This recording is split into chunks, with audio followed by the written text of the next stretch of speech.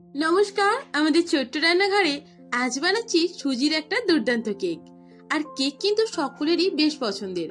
বিভিন্ন সময় বিভিন্ন রকম কেক আমরা খেয়ে থাকি, কিন্তু একটিবার এরকম সহজ উপায়ে যদি কেক বানানো যায় বাড়িতেই, তাহলে কিন্তু সপ্তাহ ভরে খাওয়া যায়। তার জন্য এখানে আমি 1 কাপ সুজি নিয়েছি।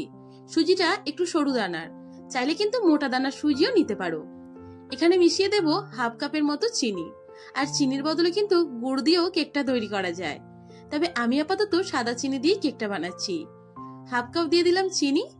এখন ঈষৎ উষ্ণ একটু গরম দুধ দেব, তার জন্য দুধটা একটু গরম বসিয়ে দিয়েছি। আর এর থেকেই আমি 1 কাপ দুধ দিয়ে দেব।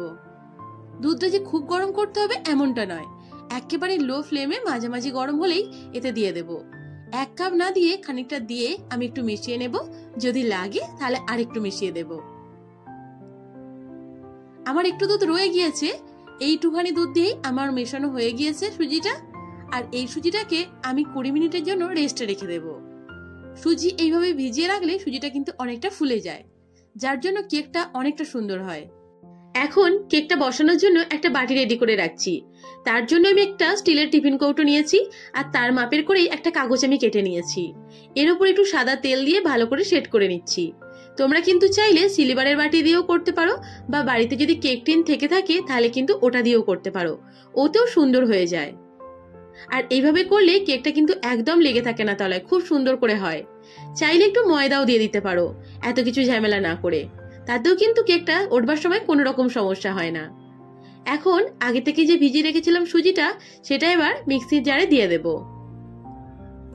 দেখো সুজিটা অনেকখানি ফুলেও গিয়েছে। মোটামুটি 15-20 মিনিট রাখলেই সুজিটা দারুণ করে ফুলে যায়। এই সুজির মধ্যে এবারে দেব গুঁড়ো দুধ 1/4 কাপ। আর এই সমস্ত জিনিসগুলো দিলে কিন্তু কেকটা দারুণ হয়। ডিম যে দিচ্ছ না তাতে কিন্তু কোনো এফেক্ট করে না। এখানে দিচ্ছি 1/4 কাপ কাস্টার্ড পাউডার আর 1/4 কাপ সাদা তেল। তবে সাদা তেলের পরিবর্তে কিন্তু ঘি বা বাটারও দিতে পারো। বাটারটা দেওয়ার সময় অবশ্যই মেল্টেড বাটার দিও। এবার সমস্ত রকম উপকরণ ভালো করে ঘুরিয়ে নেব মিক্সির জারে। আর আগে থেকেই আমার যে দুধটা বেঁচে ছিল 1 কাপ দুধের মধ্যে, সেই দুধটা দিয়ে আরো একটু ঘুরিয়ে নেব। বাড়িতে যত রকমই কেক বানাই না কেন, এই কেকটা কিন্তু খেতে আমার দারুণ লাগে। আর ঝামেলাও তেমন কিছু হয় না। অন্যান্য অনেক কেকই 1-আধবার খাওয়ার পর আর খেতে ভালো লাগে না, কিন্তু এই কেকটা প্রত্যেক দিন খাওয়া যায়। চায়ের আড্ডায়, এমনকি বাচ্চাদের টিফিনেও দেওয়া যায়। খুবই ভালো লাগে, সকলেই বেশ পছন্দ করে। মিক্সচারটা ঢেলে নিয়েছি। আর এতে দিয়ে দিচ্ছি আমি 2 চামচের মতো লিকুইড দুধ। এটা দিয়ে মিক্সচার যেটা লেগেছিল সেটাও আমি নিয়ে নেব। মোট আমি 4 চামচ এখানে লিকুইড দুধ এক্সট্রা অ্যাড করেছি। আগে দিয়েছিলাম 1 কাপের মতো দুধ, আর এখন আমি 4 চামচ দিয়ে দিলাম।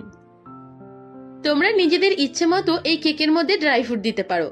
আমার হাতের সামনে কাজু আর আমন্ড ছিল, তাই ওটাকেই কুচি করে কেটে নিয়েছি। আর 1 চামচ দিয়েছি কর্নফ্লাওয়ার। কর্নফ্লাওয়ারটা এর সঙ্গে মিশিয়ে নিলে কেকের আশেপাশে সুন্দর করে ড্রাই ফ্রুটগুলো ছড়িয়ে পড়ে, একই জায়গায় জমাট বেঁধে যায় না। তবে কর্নফ্লাওয়ার না থাকলে বাড়িতে 1 চামচ ময়দা দিয়েও কাজটা করতে পারো। 1 চামচ দিচ্ছি বেকিং পাউডার, আর 1/4 চামচ বেকিং সোডা। এই অনুপাতেই কিন্তু দিও, কারণ বেকিং সোডাটা বেশি দিয়ে দিলে কিন্তু কেকটা ভালো লাগে না খেতে। আর এই সমস্ত উপকরণকে অ্যাক্টিভেট করার জন্য দিয়ে দিচ্ছি 4 ফোঁটার মতো লেবুর রস। লেবুর রস দেওয়ার জন্য কিন্তু কেকের স্বাদে কোনো রকম কোনো পার্থক্য হয় না। আর সমস্ত রকম উপকরণ একসঙ্গে দিয়ে দেবার পর কিন্তু একই দিকে ঘুরিয়ে দিতে হবে, ভালো করে মিশিয়ে নিতে হবে। আর বেশিক্ষণ মেশানোরও কোনো দরকার হয় না। আগে থেকে যে কেকের টিনটা রেডি করে রেখেছিলাম, এবারের কেকের মিশ্রণটা এতে ঢেলে দেব। আর দেখো কতটা ঠিক পাতলা করেছি। এই সমস্ত উপকরণ যতটা আমি দিয়েছি, এই একই উপকরণ দিলে কিন্তু পারফেক্ট কেকটা তৈরি হবে। তবে এর মধ্যে কিন্তু তোমরা কিশমিশটা দিতে পারো। কিশমিশ দিলে কিন্তু কেকের একটা আলাদাই স্বাদ হয়। আমি অনেকবার ভেবেও ভুলে গিয়েছি, তাই দেয়া হয়নি। আর উপর দিক থেকে একটু দিয়ে দিচ্ছি আমন্ডের টুকরো, আর তার সঙ্গে একটু চারমগজ। এই সমস্ত কিছু দেখতে ভালো লাগার জন্য এগুলো যদি না চাও নাও দিতে পারো। আজকের এই রেসিপিটা দেখার পর তোমরা বাড়িতে একবার বানাবে, এটা অনুরোধ রইল। আর বানানোর পর তোমরাই বলবে কতটা সহজে বানাতে পেরেছো তোমরা। আগে থেকেই হিট হওয়ার জন্য রেখে দিয়েছিলাম হাঁড়িটা। এখন ওই হাঁড়ির মধ্যেই বসিয়ে দেব কেকটা। এটা ঠিক 45 মিনিট সময় লাগবে হতে। তবে একবার ওই 30 মিনিট হয়ে যাবার পর একটু দেখে নিতে পারো যে কেকটা কতটা হলো কিনা। আমিও একবার দেখেছিলাম, তখন একটু বাকি ছিল।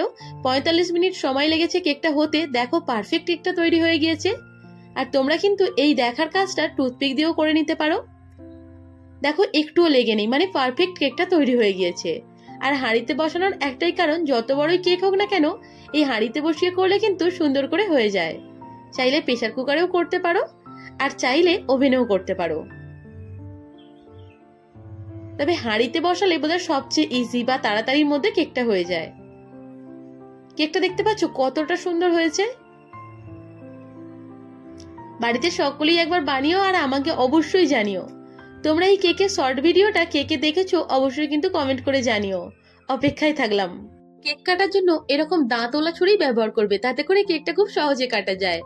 আর কেকটা দেখো কতটা পারফেক্ট হয়েছে।